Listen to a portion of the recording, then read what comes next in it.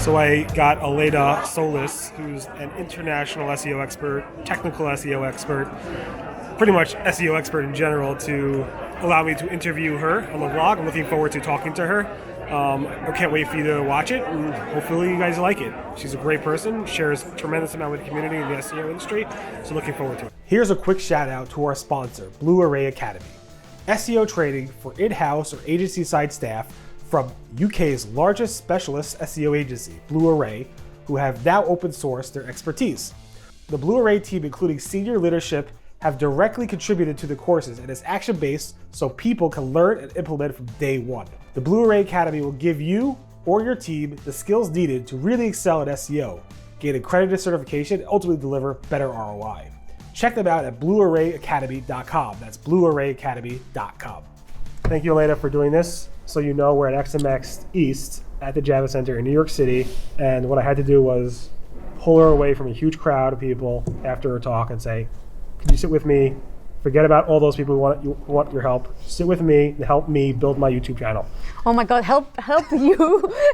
You should help me. Help you. You should help me to grow Crawly Mondays. Could you tell people who you are? Mention your YouTube channel, whatever you want to do. Aleyda Solis. I am an SEO. I do SEO consulting. I have been doing SEO since 2007 that I started. I have my own SEO consultancy that I started in 2014. I am a very lucky person who's able to work in what I love realistically, and I can do it so remotely. I am also an advocate for remote work. I have a website that is called Remoters. That is, I feature a lot of resources remote related, right, to be able to work remotely. A free jobs board, for example. And then what do I do else? Oh, I speak at a lot of conferences too. You're always on a plane, you're always traveling to conferences, you're always helping people. I am eating my own dog food. You know, it's like because of remote. I guess you do all the work on the plane because you're on planes for hours and hours. This is the thing, right? This is a tricky part for me to be able to balance, because I still, of course, that is what I do for a living, right? I was this morning I wasn't able to come to the conference because I was working. I did a call. Right. I was finishing up a few slides. Yeah, right. So things like that. Indeed. So it's a trade-off. It's a balance. It must be hard with like the family stuff, but. It is, indeed. Well, you need to balance it out. And realistically, there's the thing. I started doing it because since I work remotely by myself, and a couple of other people but they are also remote in other settings, to be able to connect with people, because I crave that to interact and socialize. Yes. Although, of course, I not necessarily done. I should have done so many conferences. In any case, I could pretty much do like at least one per month or something like that. You do a lot. You do more than most people. And because of that, because of how much you do, I believe that was one of the number one reasons why you were awarded the European. Oh my God, that is why I was awarded. I don't know. I wasn't involved in that. I'm sad now. I have no idea. I thought it was because I had done a good job in other ways. You do a good. I'm not sure how I'm not involved in the contest. Barry, not good. Thank you very much. Now I'm going to go to that corner to cry. Why is that bad? You help people all over the world. You're doing so much good things. Well, this is the thing. For me, I have to say that there are a couple of things regarding speaking. Right, when you speak, I am able to share things that I find interesting, but at the same time, when doing SEO, I learn a lot, because you need to research a lot, validate a lot, and then other people comes with feedback. Right. From what you write, from what you speak. So it's an amazing learning experience, I have to say. Yeah, that's. I mean, again, maybe I worded that incorrectly, but the amount you contribute to the SEO community, thank you, internationally, makes me feel better. I don't know what I said before. I will be able to sleep at night now. I thought I said. I'm teasing you. Okay. Anyway, I'm usually one person. I'm supposed to be teasing you, so. I don't know if you. Anyway, in any event, you have a long career in SEO. You started in SEO in 2007, which is probably around. It was before Panda, before Penguin too. Okay. I still enter SEO when it was easy. Let's put it that way, indeed. Okay, and you were at this company, Internet Advantage, which was an agency. So you have the agency experience under your belt, and you also have the in-house experience under your belt by working in another company, QDQ Media, and other companies as well.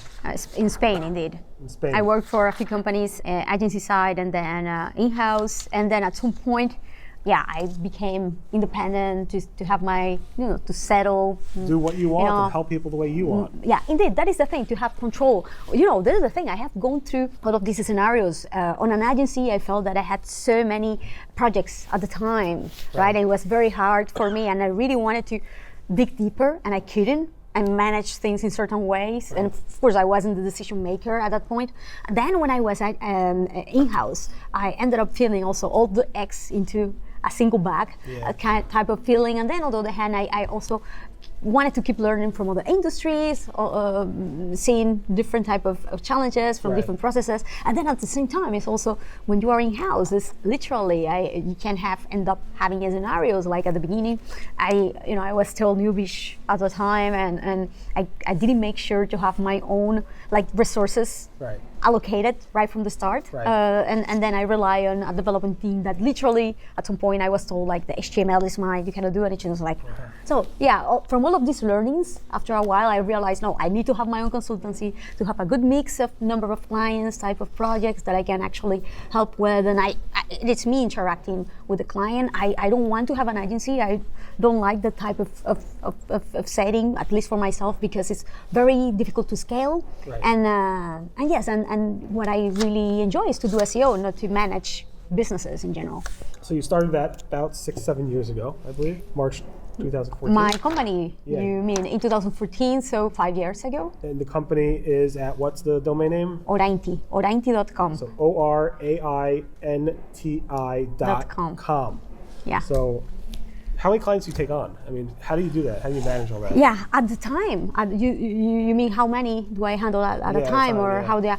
Usually 4 projects or so. I have a couple of people helping me part-time to do a lot of the legwork. But yes, it is me handling the client directly and doing the actual analysis, recommendations, day-to-day type of, I know a number of people in the industry that will only do, they work for themselves and they won't hire anybody because they want to be able to provide that level of service that is your own brand, and that's what you're selling, is your own brand. Indeed. And I think it's amazing what you guys do, because I'm sure you can easily grow your company into a massive agency, but you decided not to, which is this is the thing, it's tricky, and in theory it's easy to scale. However, this is the thing, people come to me because they know that I will be the one talking with them and helping them directly. If you grow an agency, it's very tricky you need to hire really good people to be able to delegate this type of much more sophisticated, advanced type of clients support and advice, right? So people is always coming, going, clients the same. How do you scale in a way that is consistent and profitable? And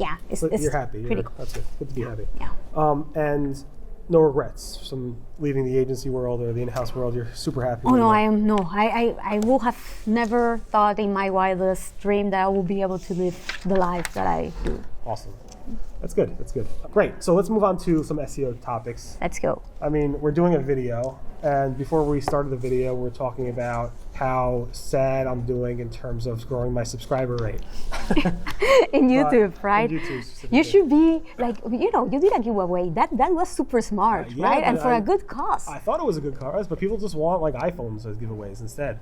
Instead, I give away lots of money to charity and give away some cool SEO tools and SEM tools. But I only got 825 subscribers. Well, you almost got half of what I have after 6 months I've been doing this of videos for 13 years. I don't know that. I had my channel for over 13 years. I haven't really, it's been the same boring content weekly, but now I'm trying to jazz it up a little bit. So this is the thing. So I started doing the Crawling Mondays videos this year as a challenge, right? Just test something new, learn something new, right? So these weekly videos were mostly SEO how-tos.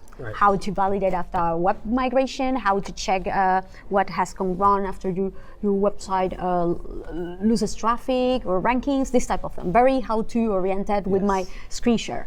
And I started to test what can I do to bring the good rankings internally in YouTube, grow my subscribers, etc. And then I realized that this is the thing. SEO is only a very niche, specific thing. Not only from a topic perspective in YouTube, but it's a way to bring traffic and views and subscribers to your channel. I mean, biggest way to attract subscribers, I will say, is through the recommendation system of YouTube. Even YouTube people themselves, they have shared that their biggest traffic generator and user generator to their videos is how the recommendation system, the videos on the side, the suggestions, everything's at the homepage too has recommendations. When you have also when you get someone as a subscriber, this person gets alerted every time that you publish something new. So that is another way. So this is the thing. I realized that being an SEO,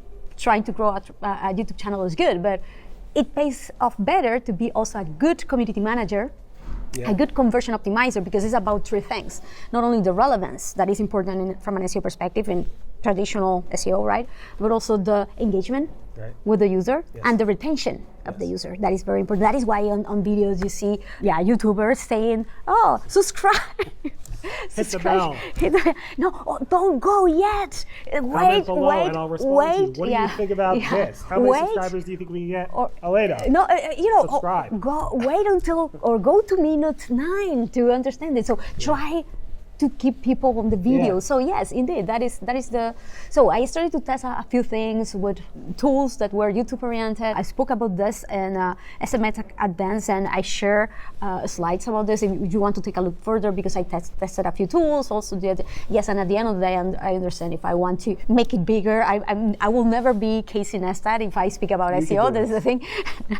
I need to, the topics should be different on one hand. More wise, and then on the other hand, you need to be a little bit of a show person too. And honestly, I am not. So you are. You're very good on stage. I mean, you do a very, very good job. So keep that up. Anyway, so that's our video SEO YouTube advice. I'm going to go ahead and timestamp that so I could get into the what's it called? The new snippets in Google for in this video. They have these little timestamps. Yes. I'm going to timestamp that there to see if I actually can trigger this video to have that timestamp. We'll see if it works. You're testing that. I am testing it. Nice. Most of my weekly videos, I timestamp all of them now, and I have probably 30 timestamps, or 20 timestamps in a video. I think it's too much, and it's not. The Google doesn't know what to do with that. International SEO. I think that is one of your claim to fames in the industry. That's your fame. Well, I mean, even John Mueller has said that hreflang and that international SEO is probably the most complicated. It's true. And you know what? Realistically, I don't understand why. I don't understand why. Just between you and me. No, it doesn't work like that. No. It is complicated because the implementation. Oh my God! You need to tag every single URL with their alternates, and realistically, you don't necessarily have an alternate for every single page of your website, because sometimes it doesn't make sense to offer the same stuff to other audiences, right? So that makes it tricky. The implementation that needs to be page to page. For sure, and so, or you tagging automatically with a platform URLs that return 404s or are canonicalizing to others or are redirecting to others that don't actually exist. This type of scenario, right? But realistically, the logic of hreflang should be theoretically it kind of straightforward, reminds me right? Of the old CMSs back in 2001 that didn't really support basic SEO stuff. Like URLs could be dynamic every single time you generate a URL. You have a new URL for the same piece of content.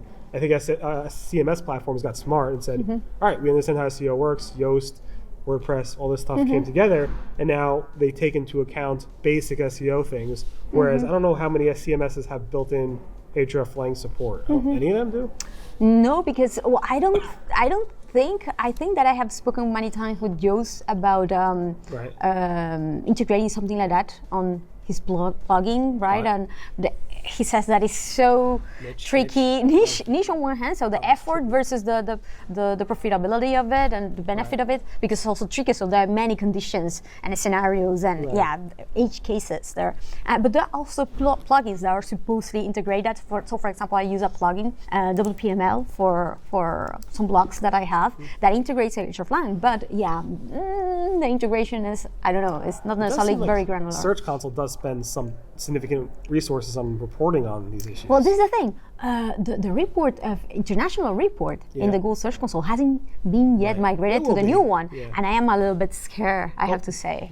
We'll take care. Daniel Wasberg was here, Search Console team. I'll make sure he takes care of it for you. Perfect. Thank you. If it doesn't happen, who we can blame. We can blame Daniel. No, but realistically, this is the thing, right?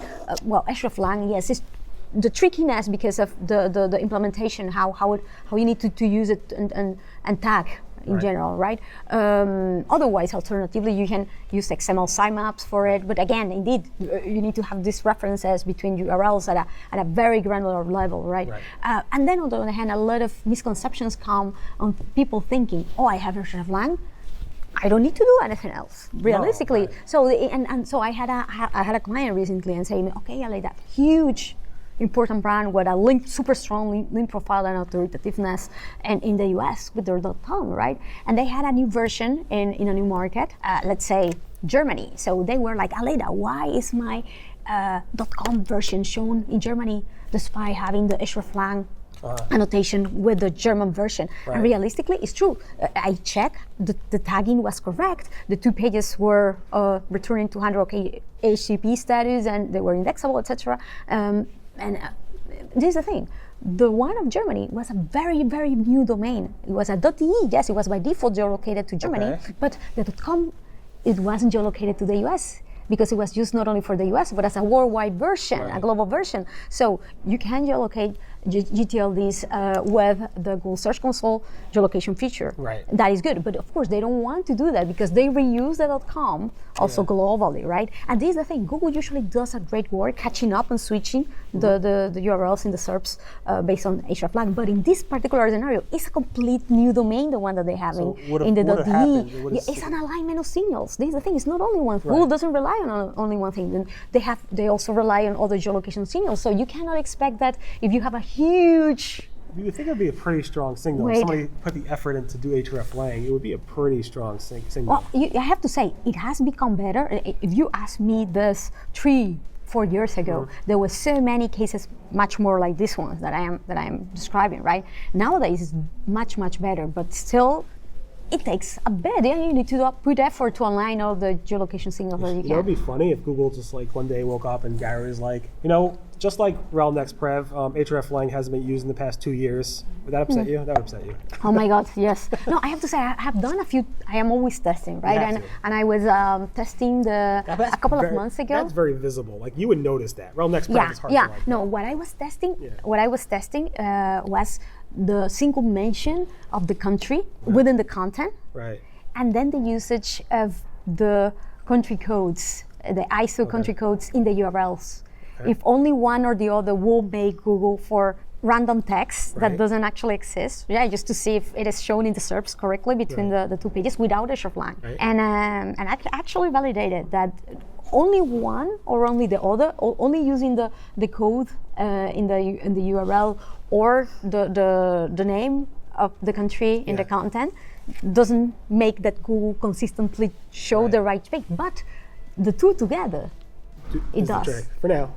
So it's again alignment of signals. I guess the question is what's that trigger, and you're doing those tests, which is pretty cool.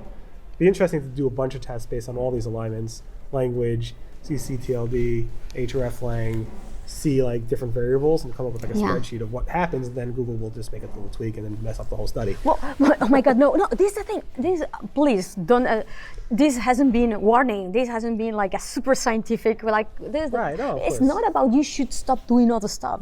It's the proof that it's important to align as many signals as you can realistically, because this is not only going to help Google at the end of the day, but also your users. If your users see their country codes or the name of the country also within the content, connects better with them. So it's something that should be done not only purely for Google at the end of the day, and should be very straightforward. And these are very low-hanging fruits, right, that you can do to help improve your results in the relevant version. Another thing I heard about YouTube videos is that people really don't have the patience to sit through long videos. Yeah, sorry, so I am making it too long. No, good. If we stop now, you're kicking me out. This is you kicking me out of this your passive-aggressive way to say, Aleyda, shut up. We're finishing now. I'm sorry. I'm the worst. This is your chance to go ahead and tell people how to follow you, subscribe to you. Just tell them what you want them to do, how to hire you. Not that you'll probably let them hire you, but... Yeah. Aleydasolis.com is my website. You can also find me in Twitter. I am very active in Twitter too. She is. You say it as a bad way. Yes, she is. No, I just talk in a very monotone stance. Everybody thinks I'm negative about them. What? You don't know that? My wife says, everybody thinks that I hate them. I don't know. I don't know why. My voice is Aw. very monotone. No, it's okay. I like you. Thank you, thank you. And anyway, no, and so also yeah. subscribe to your Rolling YouTube Monday. channel. So this is the thing. I have taken a break in the last few months because Yeah, a lot. But I have already an editorial calendar with topics that I will be covering next. In a couple of weeks, I will start recording again. So very looking forward to share more over Crawling Mondays and see if I can gain a little bit of more subscribers to be able to even do A/B tests. You know that there's this two-body tool to do A/B tests. Yes. And I don't have enough views. I don't have enough views to do them consistently, right? It's so sad. Subscribe to Crawling Mondays. I will include it in the thumbnail at the end of this video, which will probably be somewhere, I don't know where it's going to be. Let's point up here. If it's not there, look over there or down there. And please follow and subscribe and hire. And I appreciate you taking the time to do this. Well, thank you for the chance and the opportunity. Great conversation. Hopefully people like this type of. And I'm sorry if I too. I am like that. I'm sorry. No, I am funny about. and I am warm and I am from Latin America. Sorry. This is the thing. I think people don't like people to be so like this in interviews. I don't know. No, all my videos are kind of like this. So yeah, it's all good. Okay, yeah. That's good. Awesome. Thank you very much. I'm relieved now.